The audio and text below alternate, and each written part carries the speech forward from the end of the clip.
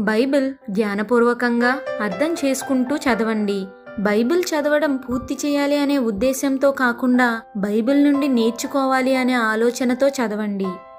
Bible చదివేటప్పుడు పక్కన notebook వాడండి. బైబిల్ చదివేటప్పుడు మీకు అర్థమైన విషయాలను ఆ బుక్లో రాసుకోండి.